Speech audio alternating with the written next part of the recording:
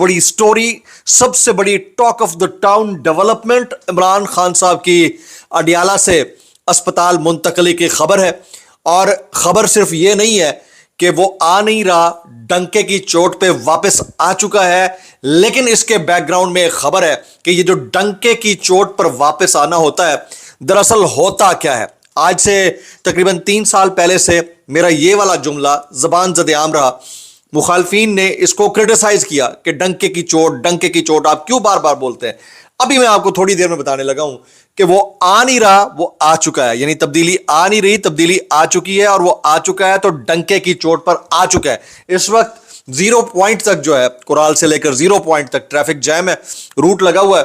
कहानी क्या है, जिस वक्त आप ये वीडियो देख रहे होंगे हो सकता है उस वक्त तक डेवलपमेंट हो चुकी हो, लेकिन उससे बढ़कर बड़ी डेवलपमेंट्स हैं जिसको आप और हम नजरअंदाज नहीं कर सकते, क्योंकि हुकूमत की बहरहाल कोशिश यह है कि किसी तरह खान साहब को रोका जाए, और उसके साथ साथ कल दोबारा नजरसानी के साथ एक और अपील दायर की जाए। ये कहानी पूरी की एक नया शिफ्ट, एक नया पैराडाइम डेवलप कर रही है। उसकी डिटेल्स, कुछ वायरल ट्वीट्स, वायरल बयानात और फिर मुत्तहदा अपोजिशन का महाज। इसलिए गुजारिश है वीडियो शुरू से आखिर तक देखिएगा। एक और गुजारिश, अगर आपने चैनल नहीं किया अभी तक सब्सक्राइब जरूर सब्सक्राइब कर लीजिएगा। बेल आइकन यानी घंटा है, घंटी अपने अंगूठे उंगली साथ रख के डंडे से दबा सकते हैं। इसके अलावा व्हाट्सएप चैनल का लिंक हर वीडियो डिस्क्रिप्शन के अंदर मौजूद होता है, जाएंगे उसको क्लिक करके ज्वाइन कर लेंगे, आपका हमारा राब्ता बेहतरीन हो सकता है। एहतजाज करना चाहें, सिक्का राजुल वक्त तरीका एक ही है एहतजाज करने का, लेकिन इस मरतबा आपने एहतजाज करना है सिर्फ उन पटवार खाने के मुंशियों और टाउटों के खिलाफ जिन्होंने कभी सच नहीं बोलना, जिन्होंने हमेशा हर बात के अंदर एक नई बात ढूंढनी है, और उन्होंने रगड़ा लगाना है सिर्फ और सिर्फ इंसाफियों को या उनके बानी कायद को, यानी इमरान खान साहब को। वो सब अपनी जगह, लेकिन एक अल्लाह है जो अल हक है, जो वक्त का मालिक है। वक्त बदलते देर नहीं लगती, वो वक्त बदल डालता है। अब कहानी क्या हुई है वो शेयर करने से पहले जरा ये जो इब्नुल वक्त हैं वो कैसे फिरकी फेरते हैं ये मैं आपके सामने रखता हूं।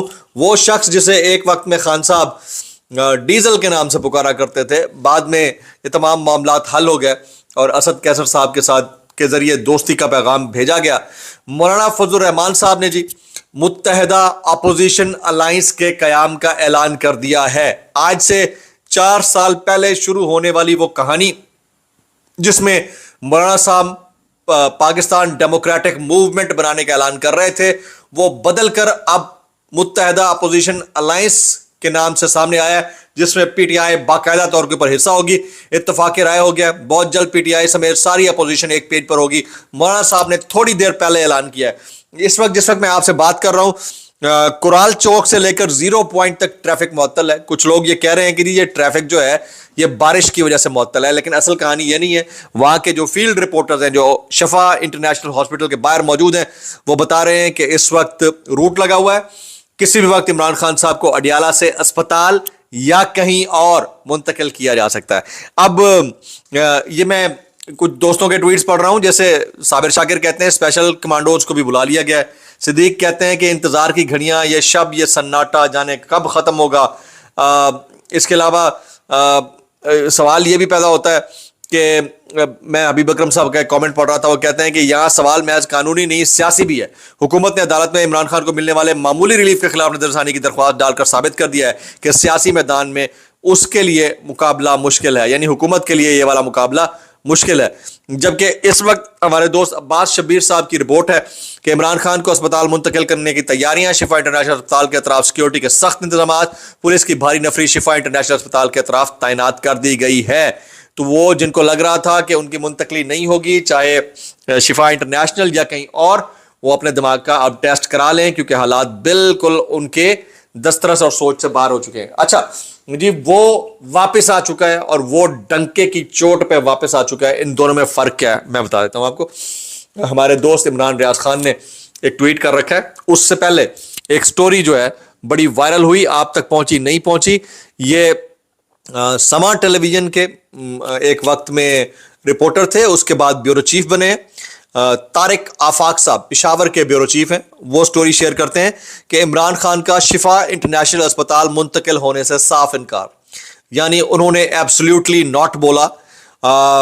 खुफिया डील की खबरों पर शदीद बरहम, अपनी बहन पार्टी चेयरमैन और सुहेल आफरीदी के किरदार पर भी उनसे सवाल, اور میری مشاورت کے بغیر اسپتال منتقلی کا معاملہ کس نے اٹھایا, کس سے پوچھ کر آپ لوگوں نے یہ کیا؟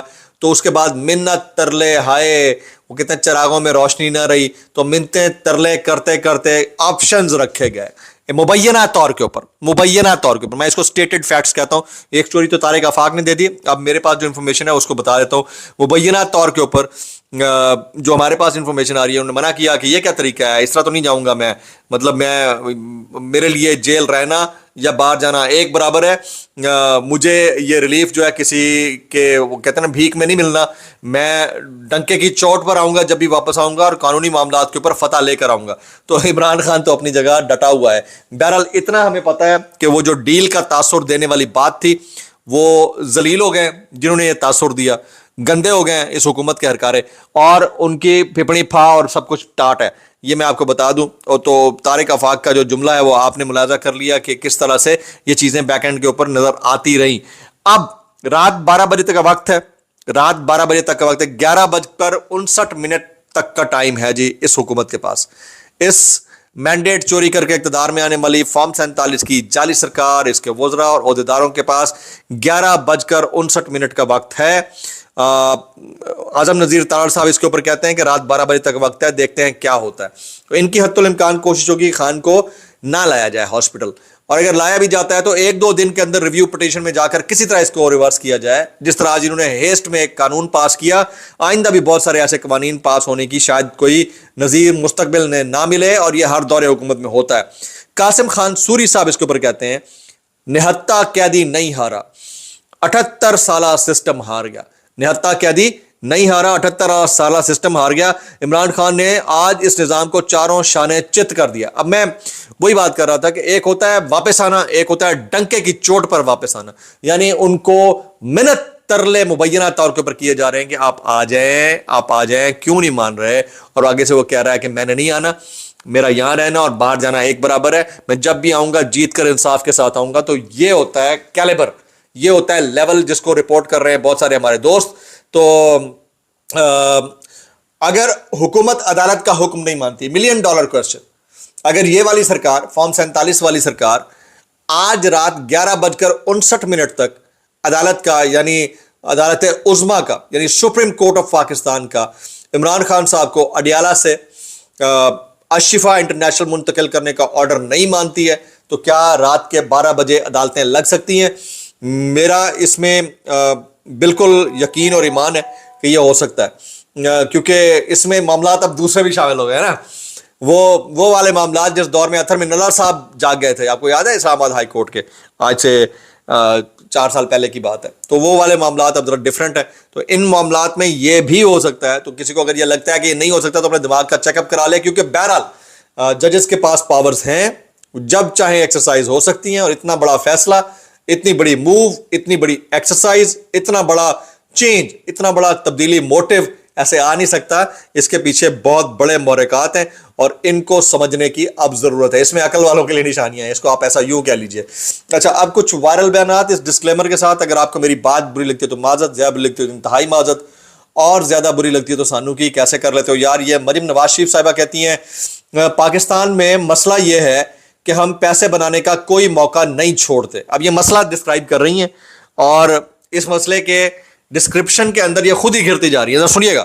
وہ کہتی ہیں کہ پاکستان میں مسئلہ یہ ہے کہ ہم پیسہ بنانے کا کوئی موقع نہیں چھوڑتے, گٹر کا ڈھکن لگا کر چھوڑے, صبح پتہ چلتا ہے کہ رات کو کوئی فیملی آئی اور وہ گدھا گاڑی پر گٹروں کے ڈھکن اٹھا کر لے گئی اور بیچ دیے. دوائیاں مفت دے رہی ہوں وہ بھی چوری ہو جاتی ہیں, انجیکشن چوری ہو جاتے ہیں, ڈبوں کے ڈبے نکلتے ہیں اور پتہ چلتا ہے کہ وہ چوری ہو گئے.